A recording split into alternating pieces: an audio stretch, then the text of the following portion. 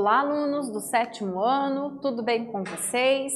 Eu sou a professora Anne e nesta aula vamos falar sobre os números inversamente proporcionais. Portanto, os objetivos da nossa aula serão compreender o conceito de números inversamente proporcionais e ainda aprender a aplicar esse conceito de números inversamente proporcionais em situações problemas, em situações práticas do nosso dia a dia, ok? Mas você se lembra o que são os números diretamente proporcionais? Você sabe o que significa, o que representam os números inversamente proporcionais? Então vamos lá. Para isso, é importante lembrarmos da definição de números diretamente proporcionais. Então veja, se eu tenho três números proporcionais, três números quaisquer, x, y e z, e se eu quero verificar se esses números são proporcionais a, B e C, qual que é o primeiro passo? O primeiro passo é montarmos a razão entre cada um desses valores.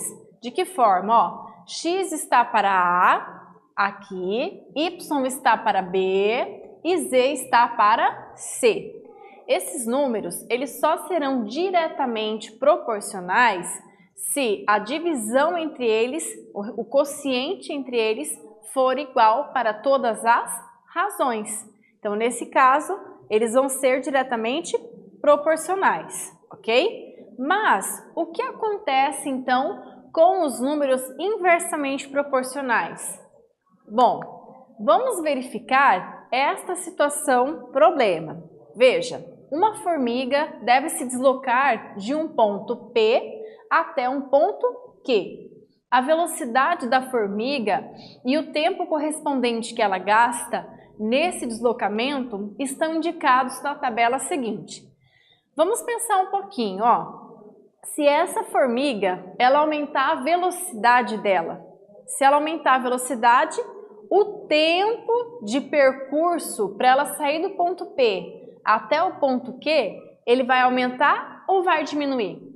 Ele vai diminuir, né? Se eu aumentar a minha velocidade, eu vou diminuir o meu tempo. Então, olha só. Quando essa formiga ela faz esse trajeto a uma velocidade de 2 metros por segundo, significa que ela faz isso em um tempo de 60 segundos. Agora, se ela aumenta essa velocidade, se ela passa a fazer esse percurso em 4 metros por segundo, o tempo diminui, não é mesmo? Porque ela vai estar fazendo esse mesmo trajeto em uma velocidade maior. Então, se eu aumento a velocidade, eu diminuo o tempo. Olha o que acontece, por exemplo, se ela fizer esse percurso de P até Q em 8 metros por segundo. Ó, ela vai levar para fazer esse percurso 15 segundos, certo? Então, como vocês perceberam, tá?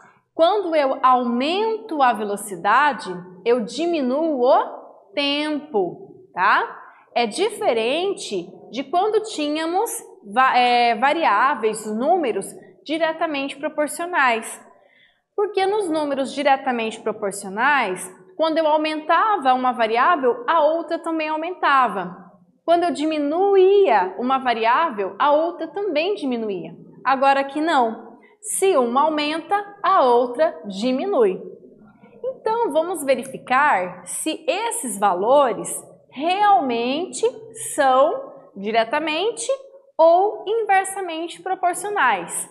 Diretamente proporcionais nós já analisamos, nós já verificamos que eles não são, né? Porque para que fossem diretamente proporcionais, as duas variáveis teriam que ou aumentar ou diminuir, certo? Então vamos verificar, olha. Vamos verificar, então, o que acontece quando a gente compara os valores da primeira coluna com os valores da segunda coluna. Bom, se eu multiplicar o valor da primeira coluna pelo seu valor correspondente na segunda coluna, olha só, 2 vezes 60, 120. Se eu pegar esse 4 e multiplicar pelo 30, vai dar 120. Se eu pegar o 6 vezes 20, 120. Então, vocês verificaram que eu vou ter o mesmo produto para todos esses valores, não é mesmo? Então, quando todos os produtos são iguais, eu digo que esses números, eles são inversamente proporcionais. Quando são números diretamente proporcionais, nós fazemos a operação contrária, nós fazemos a divisão. Se a divisão for a mesma, ok, então eles são diretamente proporcionais. Mas aqui estamos falando de números inversamente proporcionais, tá? Então agora, ao invés de dividirmos, nós vamos ter que multiplicar os valores correspondentes para saber se eles são inversamente proporcionais, ok? Então vamos lá. Quando isso acontece, então, né, quando o produto dá sempre o mesmo, nós dizemos que esses números são inversamente proporcionais. Então, qual seria a definição de números inversamente proporcionais? Os números racionais x, y e z, ou seja, x, y e z aqui, são aqueles números da primeira coluna. Eles vão ser inversamente proporcionais aos números A, B e C. Quem são os números A, B e C? Os números A, B e C são os números da segunda coluna. Então, eles vão ser inversamente proporcionais quando, ao fazermos o produto entre eles, né, eu tenho o mesmo resultado, o mesmo valor, ok? Bom, então vamos verificar essa situação problema. Nesse exercício, nós vamos verificar se os valores, se os números x, y e 2 e z são inversamente proporcionais aos números 6, 10, 15 e 60, tá? Então, na verdade aqui ele já falou que são inversamente proporcionais, né? Mas ele quer, na verdade, que você encontre os valores de x, de y e z. Então, vamos lá, ó. X vezes 6, vamos multiplicar. Y vezes 10, 2 vezes 15 e z vezes 60. Então, eu reparei que eu consegui chegar a um valor definido apenas quando eu multiplico 2 vezes 15, que é igual a 30. Nas outras situações, eu não consigo chegar a um valor definido porque eu não sei ainda o valor de x, nem de y e nem de z. Mas o que eu faço? Eu pego cada uma desses produtos e comparo com o resultado definido que eu obtive aqui. Então, vou pegar o 6x e vou igualar a 30. Vou pegar o 10y e vou igualar a 30 também. E vou pegar o 60z e vou igualar a 30. Na sequência, nós vamos isolar cada uma dessas variáveis, a variável x, y e a z. Então, esse 6 que está multiplicando, eu vou passar ele dividindo. Então, 30 dividido por 6 é igual a 5. 30 dividido por 10 é 3. E 30 dividido por 60 é meio. Então, nós encontramos aqui os valores de x, de y e z. O que isso significa então? Né? Que nós calculamos aqui os valores de 5, 3,5, que são inversamente proporcionais a 6, 10, 15 e 60, ok? Então, neste caso, ele já afirmou que os números são inversamente proporcionais. Ele só queria que você calculasse o valor dos números faltantes, ok? Então, agora que vocês já aprenderam a calcular os números inversamente proporcionais, vamos para o nosso Praticando 1.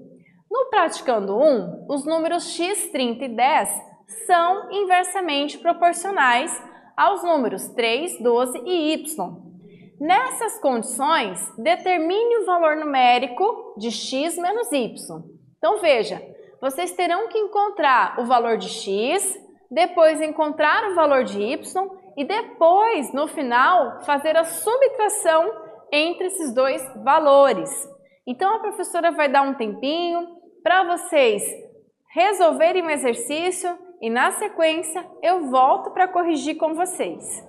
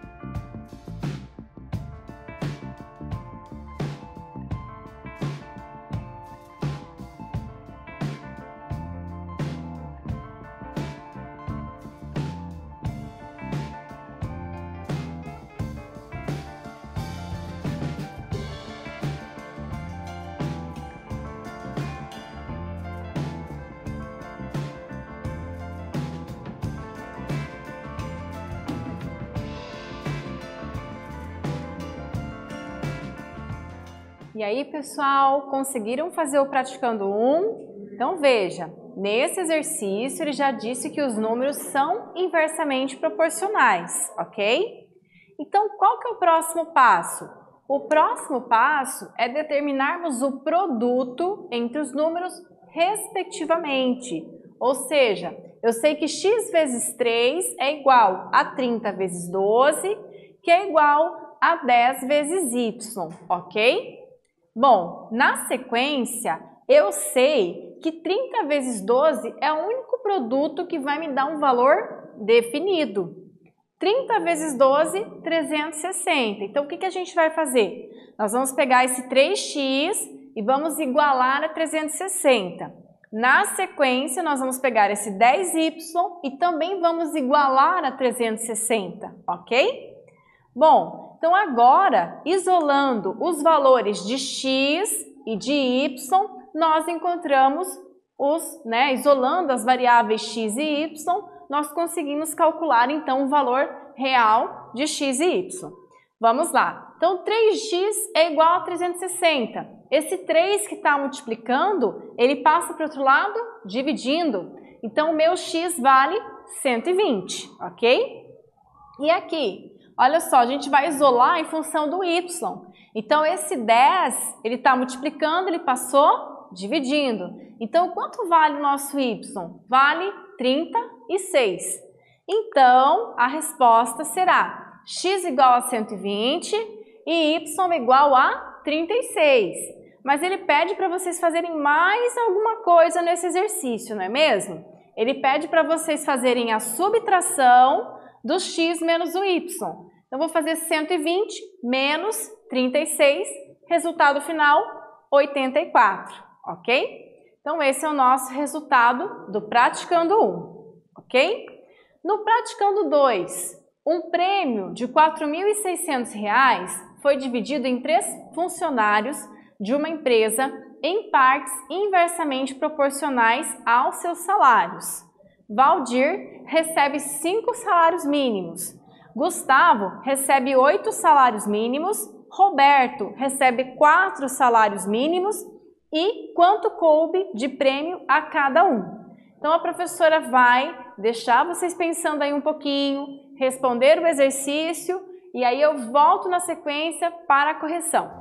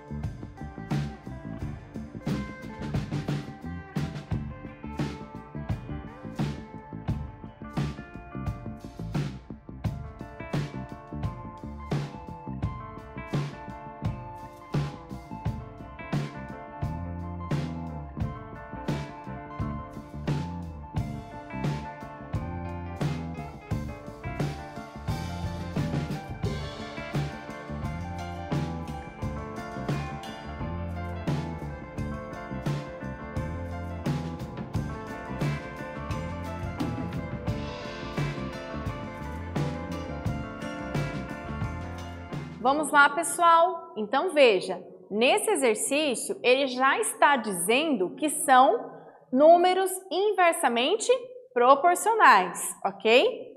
O primeiro passo é associarmos cada uma das informações a uma letra, a uma variável qualquer. Então, por exemplo, quando eu digo Valdir recebe 5 salários mínimos, eu posso representar essa informação por uma variável A. Gustavo recebe 8 salários mínimos, então eu vou chamar isso aqui de variável B. E Roberto recebe 4 salários mínimos, então eu vou chamar isso daqui de C, ok? Então nós queremos descobrir, na verdade, o valor de A, B e C, certo? Bom, como ele já falou pra gente que são números inversamente proporcionais, eu sei que o produto de A vezes 5, o produto de B vezes 8 e o produto de C vezes 4, todos devem dar o mesmo resultado. Então, esse mesmo resultado eu vou chamar de X, porque nós não sabemos o valor desse produto, não é mesmo? Na sequência, então, eu vou isolar cada letrinha em função de X. Olha só, eu sei que 5A é igual a X. Isolando A, então, eu sei que A vai ser igual a X sobre 5. Isolando B, X sobre 8. E isolando a letrinha C, X sobre 4. Nós já sabemos que a soma, dos salários A, B e C vai ser igual a 4.600, ok? Bom, Na sequência, nós vamos substituir, então, as letrinhas por cada uma das suas representações em função de x.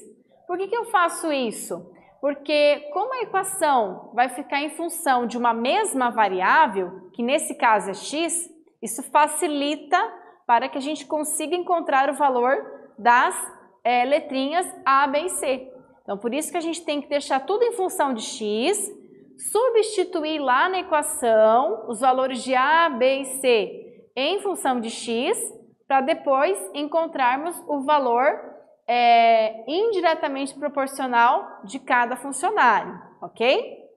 Então, vamos lá. Fiz a substituição. Olha só, gente. O que acontece aqui? Nós temos uma soma de frações com denominadores diferentes, né? Quem são esses denominadores? 5, 8 e 4. Então, lembra o que a gente faz quando nós temos uma soma ou uma subtração de frações com denominadores diferentes? Não? Então, quando a gente tem essa situação, nós temos que encontrar o denominador comum. Nesse caso, nós vamos calcular o MMC entre os valores 5, 8 e 4. E esse MMC será igual a 40. Então, eu pego esse 40, tá? Lembrando que eu tenho um valorzinho aqui fora também, tá? Então, aqui, ó, o 4.600, ele não é uma fração, mas é como se ele tivesse denominador igual a 1, já que ele é um número inteiro, né? E não fracionário. Então, o meu denominador comum vai ser 40. Para encontrar esses valores aqui de cima, eu pego esse 40, divido pelo termo de baixo e multiplico pelo termo de cima. Então, 40 dividido por 5 é 8. 8 que deu aqui embaixo vezes x, 8x. Então, eu faço isso para todos os termos dessa equação, ok? Depois que eu fiz isso, eu cancelo esse 40, tá?